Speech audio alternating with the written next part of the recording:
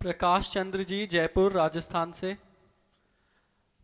महाराज जी, कभी कभी मेरा नाम जप होता है, कभी कभी रुक जाता है। पहले राधा वल्लभ श्री हरिवंश जप हो रहा था, अब स्वतः ही राधा राधा जप हो रहा है। कृपया मार्गदर्शन दीजिए। घर में कंठी माला एवं तिलक के लिए विरोध कर रहे हैं, पर मैं आपकी शरण में आना चाहता हूँ।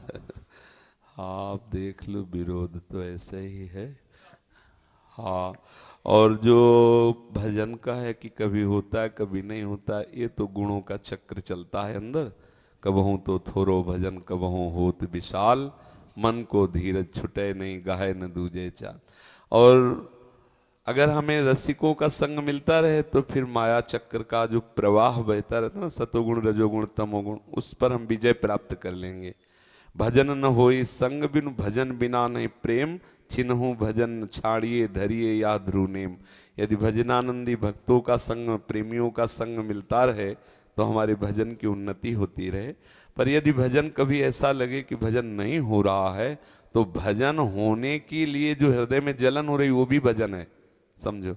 जैसे इस समय हमारा भजन ना हो और हमें जलन हो कि मेरा भजन नहीं हो रहा, तो ये भजन ही हो रहा है, क्योंकि उन्हीं के लिए हम जल रहे हैं।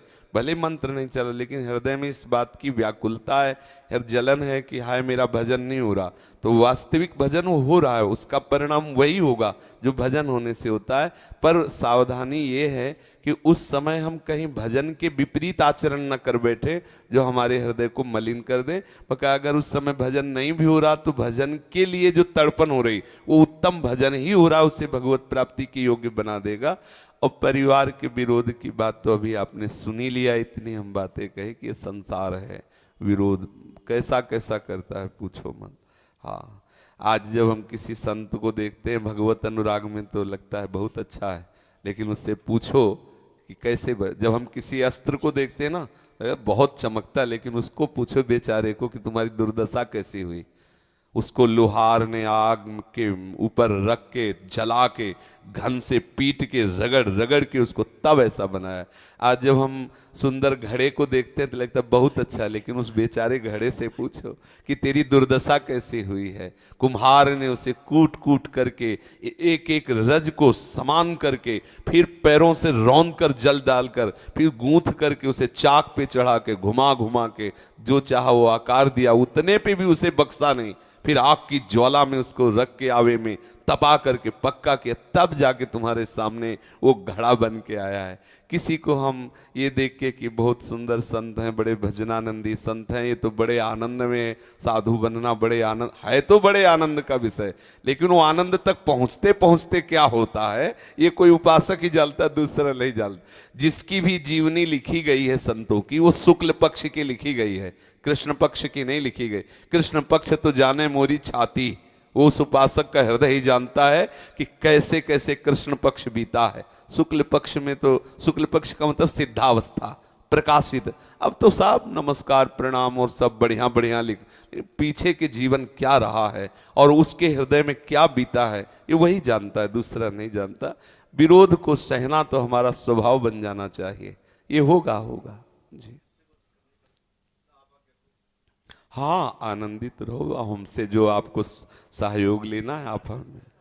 हाँ, नियमित भगवत गीता पढ़ता हूँ तो उसमें नियम कुछ नहीं रहता, उस एक एक अध्याय आगे बढ़ता जाता हूँ। 17 साल से यही कर रहा हूँ, तो उसमें कोई नियम या कुछ चेंज करने की जरूरत है? हमने शास्त्र स्वाध्याय का स्वरूप समझा है कि उस वस्तु का चिंतन करना। जो जैसे गीता जी पढ़ रहे हैं तो हम पाठ पर दृष्टि नहीं देते कि हम 5 अध्याय रोज गीता पढ़ते हैं और चिंतन नहीं हुआ एक भी शब्द का। ठीक है, भगवद वाणी का पाठ कर रहे हैं तो उससे पुण्य सुकृत पवित्रता, लेकिन उसका मतलब क्या है गीता पाठ का कि हम किसी एक श्लोक के एक शब्द को जीवन में उतारने की चेष्टा करें।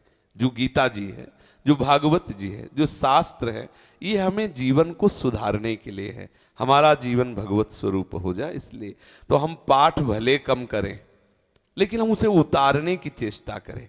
जैसे मानो एक श्लोक है, भगवान कह रहे अनन्यस चिंतयन्तो माम, अब पूरा जीवन इसी में उतार दो कि हमारा सदैव भगवत चिंतन होता रहे, हम योग क्षेम की परवाह न करें। भगवान कह रहे द्वेष्टा सर्वभूतानाम मैत्रः करुण एव च निर्ममो निरहंकारा समदुखा सुखा क्षमी। किसी से भी हम द्वेष न करें संपूर्ण सृष्टि में। अब इसे उतारो, गीता का स्वरूप हो जाओगे आप। अगर हम गीता केवल पाठ कर रहे हैं, आचरण हमारे गीता के विरुद्ध है, माना सुकृत होगा उतना, लेकिन गीता का आनंद नहीं मिल पाएगा आपको। गीता का जो अंतिम फल है भगवत स्मृति, नष्टो मोहा स्मृतिर्लब्धा, वो अखंड स्मृति को प्राप्त होकर भगवत साक्षात्कार के योग्य, वो लाभ नहीं मिल पाएगा। इसलिए भले 2 श्लोक पढ़ें, लेकिन उसको समझें, उसको जीवन में उतारें, तो आपको श्री कृष्ण चंद्र जी के उपदेश का लाभ प्राप्त हो पाएगा। महाराज जी, आप लगता है कि आपके जो प्रवचन है उन्हीं से गीता जी का सानिध्य प्राप्त हो रहा है, तो पढ़ूं या नहीं पढ़ूं? हाँ, पढ़ो, नहीं पढ़ो, पढ़ना निषेध नहीं, हम जो कह रहे हैं उसको आपके प्रवचनों में सारी चीजें वही है। हाँ, तो आप उसको सुनो, सुनकर मनन करो। हमारे जीवन में जो बीता है वो हम बता रहे हैं। जैसे हम ये कोई बात कहने लगते हैं, हाँ देख लो सत्संग में सुन के, ये हम हृदय की पीड़ा भरी बात कहते रहते हैं। जैसे आप प्रश्न करते हो भजन में ऐसा, भजन में वैसा, तो वो हमारे जो जीवन में बीता है, हमारे मन ने जो हमारे साथ कलाकारी की है, जो मन ने हमें दिखाया है, झुकाया है, वो हम सब आपको बताते हैं। तभी आपको लगता है हाँ ये बात सही, क्योंकि वो मन की पढ़ी हुई बात हम कह रहे हैं। जो ग्रंथ में पढ़ा और जो मन में पढ़ा, दोनों का मिलान हो गया। वही बात प्रभावित भी करेगी। मतलब ये कोई यहाँ सिद्धि नहीं है, कोई यहाँ चमत्कार नहीं है, लेकिन जो हमारे जीवन में बीता है, जो हमारा जीवन है, वो हम आपको बताते हैं। इसीलिए आपका परिवर्तन निश्चित है, निश्चित, पक्का। आप इसको श्रवण करो, आपको चैन नहीं लेने देगा ये, क्योंकि ये केवल भाषण नहीं है, ये जीवन है। ये जीवन तुम्हारे जीवन में जाकर परिवर्तन कर ही देगा। सुन के देख लो, आप सुनो, सुनकर मनन करो, उससे जीवन में उतारो, तो आनंद का अनुभव हो जाएगा। सुशील कुमार जी कानपुर से, श्री सद्गुरुदेव महाराज जी के चरणों में कोटि कोटि नमन। मैं और मेरी पत्नी आपसे शरणागत मंत्र की याचना करते हैं। हाँ देख लीजिए। विनोद कुमार जी दादरी से,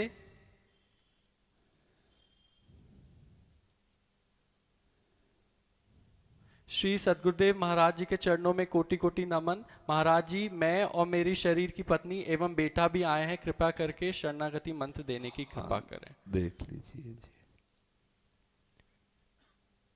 मुकेश मिश्रा जी जयपुर राजस्थान से,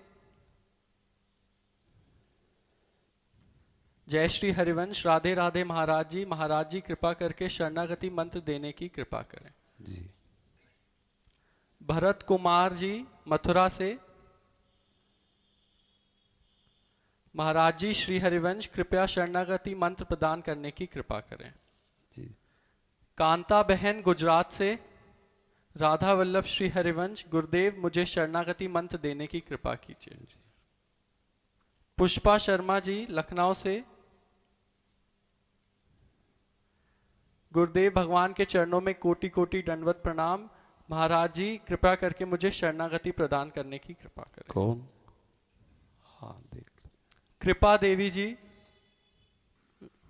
आपने भी शरणागति के लिए याचना की, बात कर लें। वीरेंद्र सिंह जी,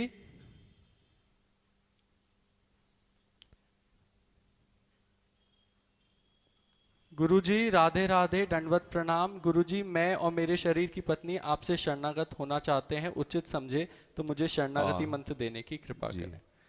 मोनिका गर्ग जी, महाराज जी राधा वल्लभ श्री हरिवंश, महाराज जी प्रेम मार्ग में आगे बढ़ने के लिए आपके श्रीमुख से कई बार वर्णन हुआ है कि लोक वार्ता को छोड़ना अनिवार्य है, परंतु यदि हमारे घर कोई अतिथि या परिचित आए जो परनिंदा करे और हमारे भजन में अवरोध आए तो उन्हें कैसे नजरअंदाज करें? हाँ, तत्काल इस बात का विरोध कर देना चाहिए। जे ही कोई किसी की निंदा करने, तत्काल राधा राधा राधा राधा राधा राधा, आपके हाथ जोड़ता हूँ, आपके पैर छूता हूँ। आप और कोई वार्ता करें, किसी की निंदा की बात मत करें, क्योंकि हम प्रभु के शरणागत हैं। हमारे गुरुजनों ने हमें निषेध किया, किसी की निंदा नहीं सुननी। आप हमारे बहनोई हो, आप हमारे जो भी रिश्तेदार हो, संबोधन करके हम आपका स्वागत करते हैं। लेकिन आप संतों के विषय में, भक्तों के विषय में, भगवान के विषय में या किसी के भी विषय में निंदा की बात अगर आप हमें सुनाएंगे तो हम फिर ये नहीं सह पाएंगे कि आप हमारे यहाँ आएँ और हम आपका स्वागत करें। तो देखो, अगर वो नाराज हो जाएंगे ना, तो प्रभु आपके रिश्तेदार बनकर आ जाएंगे। प्रभु आपको सुख पहुंचाए। विश्वास कीजिए, यदि आप प्रभु के लिए ऐसा करेंगे तो प्रभु कितना प्यार करेंगे वो आप खुद दे। एक बैठ जाइए फिर सुनिए। एक लालाचार्य जी नाम के महापुरुष हुए हैं, उनको उनके गुरुजी ने कहा कि वैष्णव जनों को मेरे से बढ़कर के सेवा करनी चाहिए। तो उनका आपके सामने गुरुजी भले हम झूठ कह दें लेकिन हम ऐसी नहीं कह सकते। आपके समान हम या आपसे बढ़कर हम किसी की भावना नहीं कर सकते।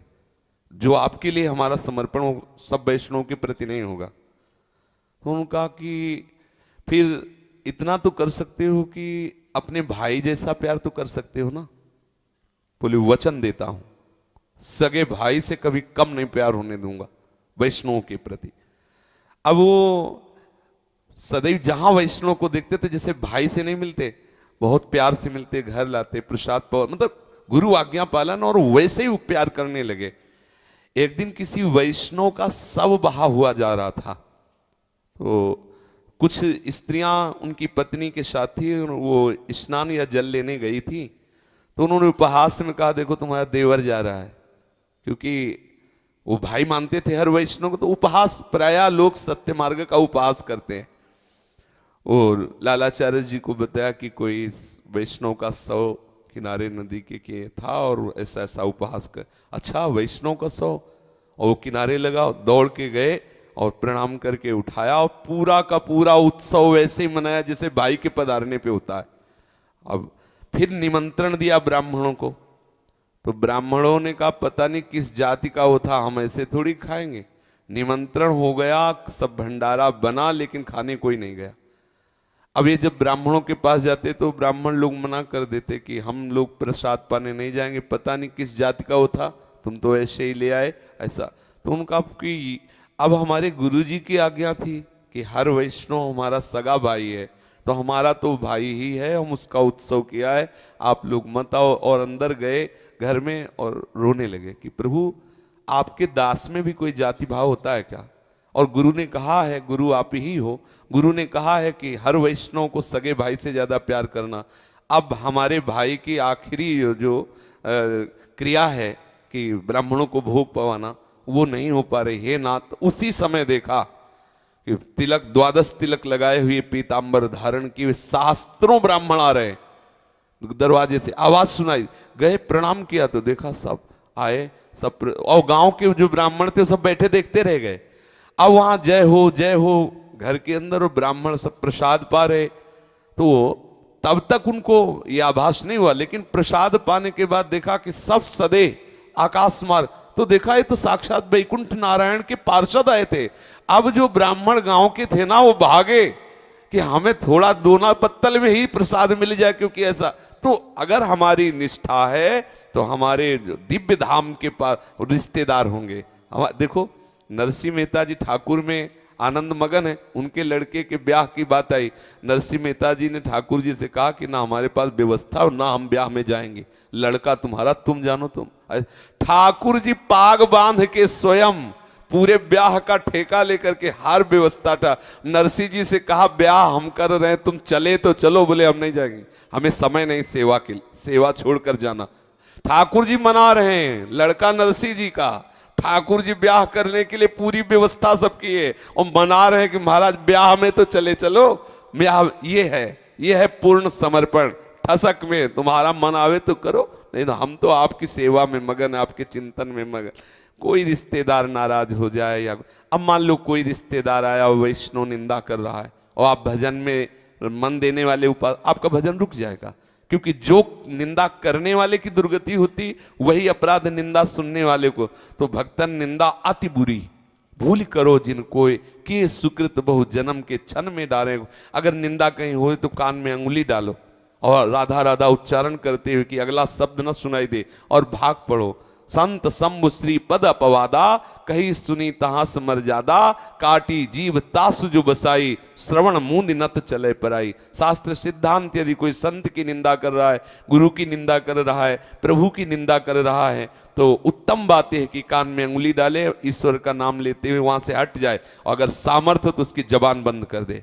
कि तुम्हारे होश खराब कर देंगे अगर एक भी शब्द हमारे गुरु के लिए बोले, हमारे इष्ट के लिए बोले या संतों के लिए बोले। तुम रिश्तेदार हो, नातेदार हो, कोई भी हो, आज के बाद हम तुम्हारा दर्शन नहीं करेंगे, तुमसे संभाषण नहीं करेंगे। ये निष्ठा भी होनी चाहिए, डरना नहीं चाहिए, यद्यपि ये है बहुत कठिन। अब मान लो वो अपने रिश्ते नातेदार हैं, आए हैं, बैठे और प्रपंच करके संत निंदा कर रहे हो, तो अब इतनी हिम्मत होना कि उनको मना कर दे। ये वही कर सकता है जो पूर्ण समर्पित है, नहीं तो लगेगा कि दामाद हैं, अगर इनसे कुछ कहते हैं तो क्या हो। ऐसा नहीं, दामाद हो तो हरि से बढ़ करके नहीं हो। अगर तुम हरि और हरिदासों की निंदा करते हो, हम नहीं माने, तो हरि संभाल लेंगे, वो संभाल लेंगे, विश्वास करो, हरि संभाल लें। पर हम किसी संत की निंदा, प्रभु की निंदा करने वालों को अपना संबंधी हृदय से न माने। ठीक है, जो संस्कार था तुम्हारे साथ हो गया, लेकिन अब हमारे कानों में वो शब्द सुनने को ना मिले, ऐसी निष्ठा रखो। महाराज जी, आपके लिए श्री जी का बरसाने से प्रसाद लाए हैं, स्वीकार कीजिए। अहोभाग्य, आपकी अतिशय कृपा अहोभाग्य हो। हमें आप दीजिए। दिशा माहेश्वरी जी,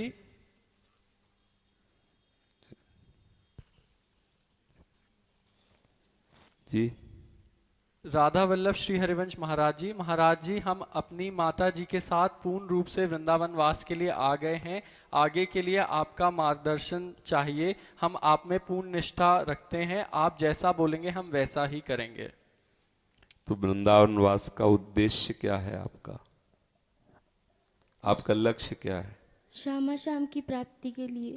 किस मार्ग से? गृहस्थ मार्ग से या विरक्त मार्ग से? गृहस्थ मार्ग से। हाँ ठीक है, तो वृंदावन वास कीजिए और श्री जी का जो मंत्र है या नाम है उसको एक नियत संख्या में पहले नियम ले लीजिए कि मुझे इतना जपना है, और अपने परिवार की सेवा की जो आपकी दिनचर्या है उसे कीजिए।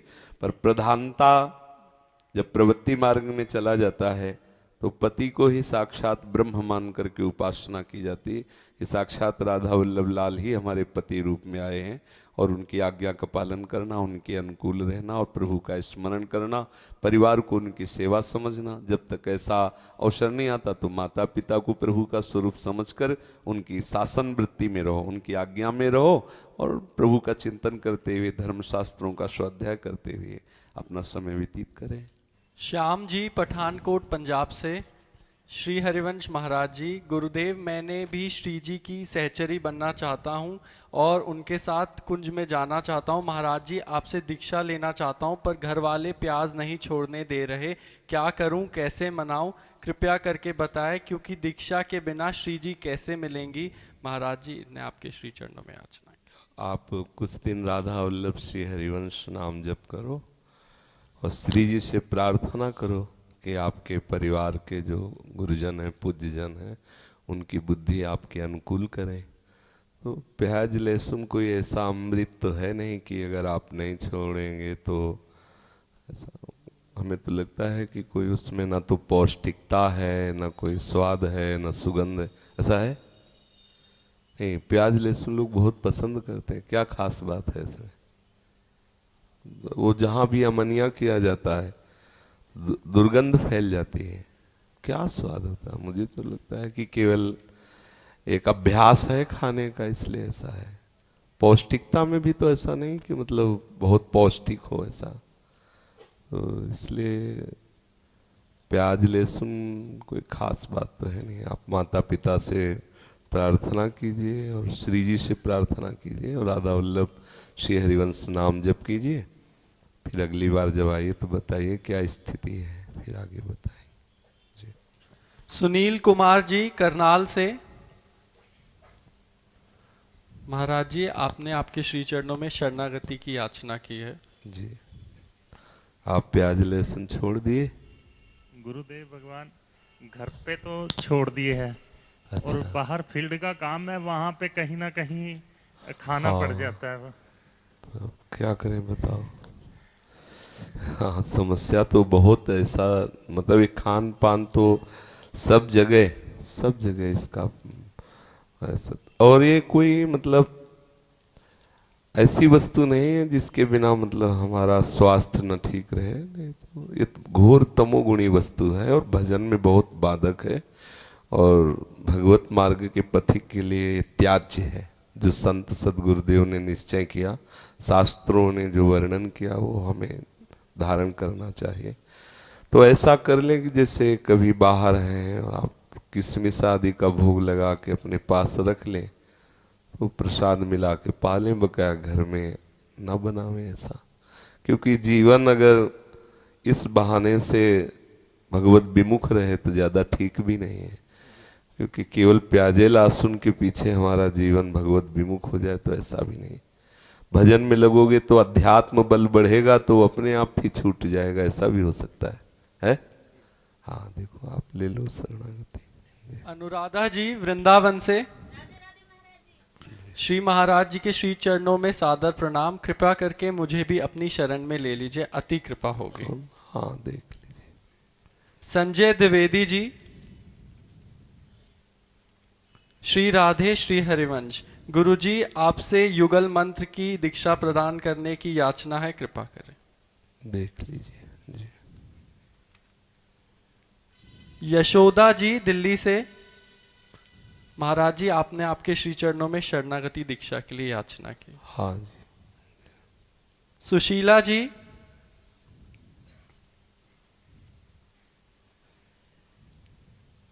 श्री हरिवंश, परम पूज्य गुरुदेव के चरणों में मेरा अनंत बार प्रणाम। गुरुदेव, मैंने आपको अपने हृदय से गुरु वरण कर लिया है, अतः आपसे अनुरोध है कि आप शरणागति मंत्र प्रदान करने की कृपा करें। जी, देख लीजिए। रूप किशोर शरण वृंदावन से, श्री गुरु महाराज के चरणों में कोटि कोटि प्रणाम। श्री महाराज जी, कुछ समय का भोजन बनाकर हम उसको प्रसाद करवा के 1-2 दिन तक पा सकते हैं क्या? आपके श्री मुख से मधुकरी के बारे में तो सुना था कि अगले दिन भी पा सकते हैं, पर क्या माधुकरी तो 8-8, 10-10 दिन वही पाई गई।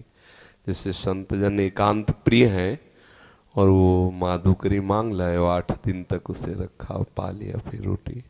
संतों की तो बात अलग है। और जो घर में है तो पकवान आदि तो 1-2 दिन चल सकते हैं, और तो ऐसा क्यों?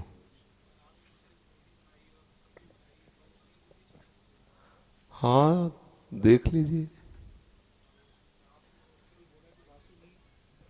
आपने बोला है बासी नहीं खाने के लिए, तो अगर उसे आप प्रसाद रूप मानेंगे तो कभी बासी होगा ही नहीं, क्योंकि प्रिया प्रीतम का प्रसाद कभी बासी होता नहीं। देखो, जगन्नाथपुरी से प्रसाद आता है तो महीनों का, वो तो सुखा के रख लिया। प्रसाद कभी बासी नहीं होता, प्रसाद भावना से पा लीजिए। रचना जी, श्री हरिवंश, महाराज जी हमें कैसे पता चले कि ये श्री जी की ठसक है या अभिमान है? जो श्री जी को लेकर के ठसक होती है तो उसमें दैन्यता भी होती है। जो अंतःकरण धर्म में अहम है, जैसे मन, बुद्धि, चित्त, अहंकार, जब किसी माया रचित वस्तु को, व्यक्ति को, स्थान को लेकर के जो एक हृदय में अहम वृत्ति उदय होती है, वो निंदनीय है। लेकिन जब प्रिया प्रीतम को लेके उदय होती है, उसमें दैन्यता होती है। वो प्रिया प्रीतम के अभिमान में भरा हुआ उपासक तृण से भी अपने को नीच समझता है, ये उसकी पहचान है। जो किसी व्यक्ति, वस्तु, स्थान या किसी गुण, शरीर आदि का अभिमान होता है, उसमें दूसरों को हे देखा जाता है, अपने को श्रेष्ठ देखा जाता है। और प्रियाजू के अभिमान में अपने को हे देखा जाता है, सबको श्रेष्ठ देखा जाता है। इस अभिमान का एक ये लक्षण है कि ये तृणते नीच अपनपो कहत, ये अपने को बहुत इस अभिमान में भरा हुआ, जो हमारे श्री श्यामा श्याम की ठसक में होगा, उसमें अत्यंत दैन्यता पाई जाती है। तृणते नीच अपनपो कहत, शुभ अशुभ न जानहि, तरुसम सहनशीलता होय, तृणादपि सुनीचेन तरोरि सहिष्णुना, अमानिना मान देना। उस ठसक के साथ ये लक्षण, जैसे प्रियाजू अत्यंत भोरी है तो चतुर शिरोमणि इतनी कि लालजू जो चतुरता की सीमा है उनकी भी बस नहीं चलती। तो ऐसे ही इस महान अहम में अद्भुत दैन्यता है, सबके प्रति मान का भाव और अपना अमानी रहना, सबके प्रति महिमा निर्दोष भाव और अपने में बहुत लघुता और दोष युक्त भाव, मैं अधम हूँ, मैं नीच हूँ, मेरे में इतनी सामर्थ्य कहाँ, ये तो मेरी प्यारी जू की कृपा। ऐसे उसका चिंतन चलता रहता है। अगर कहीं किसी गुण को लेकर के है तो फिर वो दूसरे से मिलान करने लगेगा, इससे मैं श्रेष्ठ हूं। वो गुण माया जनित है, गुण मानी संसार, संसार जनित वो निंदनीय अहंकार है। लेकिन प्यारे जू की जो ठसक है, यह अभिमान जाए जन भोरे, मैं सेवक रघुपति पति मोरे, इसमें अत्यंत दैन्यता है।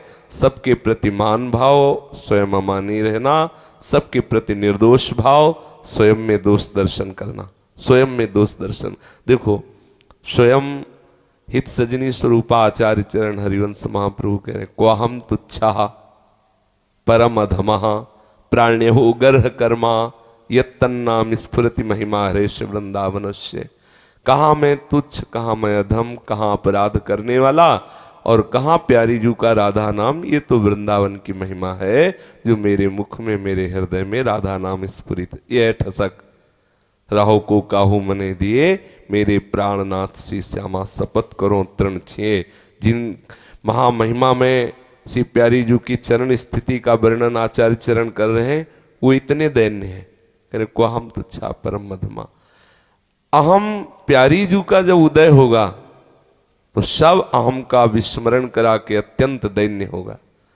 और अगर किसी गुण संबंध से अहम है, वो फिर दूसरों में दोष दर्शन करना, अपने में श्रेष्ठता का भाव, मान भाव रखना, वो निंदनीय है, वो वंदनीय नहीं। समझ पाए आप जी? हेमलता जी नोएडा से, गुरुदेव हम गर्भवती हैं, आप हमें पढ़ने के लिए कुछ संतवाणी या ग्रंथ बता दीजिए जिससे आने वाली संतान भक्त हो, अभी से भक्ति के संस्कार पढ़े। हाँ, नाम जप करो और श्रीमद् भागवत की कथा सुनो। घर में मान लो कोई ऐसा हो कि आपको सुनावे, आप बैठ के अपने घर के ही जन, किसी मतलब प्रवक्ता से नहीं, अपने ही घर। और यदि कोई ऐसा ना हो तो आप स्वयं पढ़िए, स्वयं सुनिए और प्रभु से प्रार्थना कीजिए। और जब तक गर्भ प्रकट ना हो जाए तब तक संयम से रहिए, नाम जप करते रहिए और भावना कीजिए कि मेरा गर्भस्थ शिशु भगवान का भक्त हो। तो निश्चित माँ के द्वारा किया हुआ चिंतन जो गर्भस्थ शिशु है उस पर बहुत प्रभाव पड़ता है। जैसे गर्भ में शिशु है और जो लोग संयम धारण नहीं करते तो बहुत तरह से उस शिशु के संस्कार और उसके स्वास्थ्य पर प्रभाव पड़ता है। खान पान का संयम नहीं, भोग विलास का संयम नहीं, तो उस शिशु में बहुत हानिकारक वृत्तियां और दोष प्रकट हो जाते हैं। रोग युक्त शिशु हो जाता है और उसकी बुद्धि जो है वो अध्यात्म बलहीन हो जाती है, क्योंकि जैसे संस्कार डाले जा रहे हैं ना, वो गर्भ में ही संस्कार की रचना हो रही। देखो, गर्भ में श्री प्रहलाद जी थे। देवराज इंद्र ने जब सुना कि हिरण्यकश्यप तपस्या में है तो आक्रमण किया और कयाधु जी को बंदी बना लिया। जो भाग गए ने और असुरों का विनाश किया। वो लिए जा रहा था कयाधु जी को, जिनके गर्भ में प्रहलाद जी थे। वो इसलिए लिए जा रहा था कि गर्भस्थ शिशु की हत्या करना महापाप है और ये हिरण्यकश्यप का पुत्र है, तो जब ये बाहर प्रकट होगा तो इसे मार देंगे, इस विचार से लिए जा रहा। नारद जी आए और देवराज इंद्र से कहा, तुम्हारी बुद्धि बिगड़ गई है, तुम जिस गर्भस्थ शिशु की हत्या करना चाहते हो तुम्हारी सामर्थ्य नहीं कि उसकी हत्या कर सको, क्योंकि इसके गर्भ में जो बालक है महातेजस्वी प्रभु श्री हरि के चरणों का दासत्व लिए हुए है। तुम्हारी सामर्थ्य नहीं कि उसके तेज के सामने तुम टिक सको, इसलिए इसे छोड़ दो। नारद जी कयाधु जी को देवराज इंद्र से मुक्त कराकर अपने आश्रम में ले गए और उसी दिन से भगवान नाम कीर्तन, भगवत कथा, भगवत भक्ति का ऐसा संस्कार दिया कि सब जानते हैं भक्तराज प्रहलाद जी कहे गए, भक्तराज। और वो अपने मित्रों से बताते हैं कि ये जो हमारे महामहिमा में निर्भयता, निशोक, निश्चिंत लक्षण देख रहे हो हमारे गुरु के द्वारा प्रदत्त है। तो उनका गुरु तो हमने संडामर्क को ही देखा उपदेश देते हुए, आपका और कौन गुरु? उनका नारद जी। कब मिले? बोले गर्भ में जब माँ के थे तब उपदेश किया। मतलब गर्भस्थ शिशु पर बाहरी जो हमारा संस्कार है वो प्रभाव डालता है। हम क्या बोल रहे हैं, क्या देख रहे हैं, क्या सुन रहे हैं, क्या पढ़ रहे हैं, तो उसका प्रभाव पड़ता है। देखो श्री अर्जुन जी ने गर्भ में विराजमान अभिमन्यु जी थे सुभद्रा के, और उपदेश किया चक्रव्यूह तोड़ने का। तो 6 द्वार तोड़ने तक तो जगती रही, 7वें में सो गए।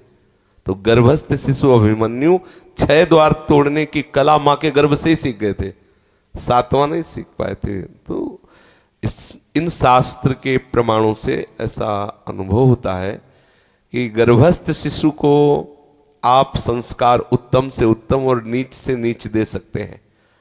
मान लो गर्भ में शिशु है और आपका खान पान, आपका व्यवहार, आपकी बातचीत, आपका, तो वो संस्कार उसके बिगड़ रहे हैं। और यदि आप भागवतिक हैं तो वो भागवतिक संस्कार होंगे।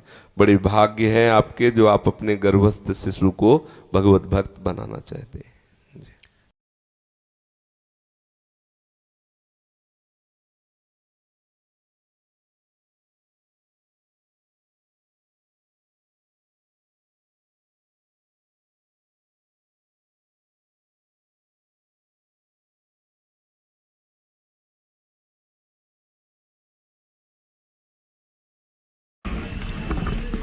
संत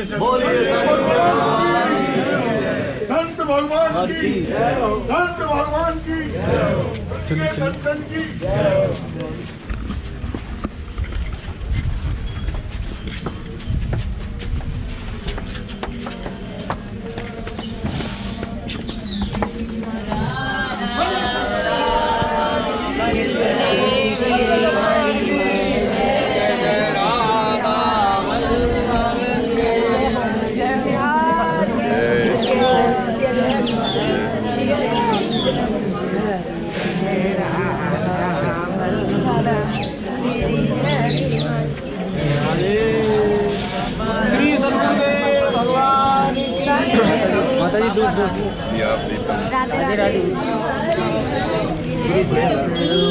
वृंदावन भुवन चरण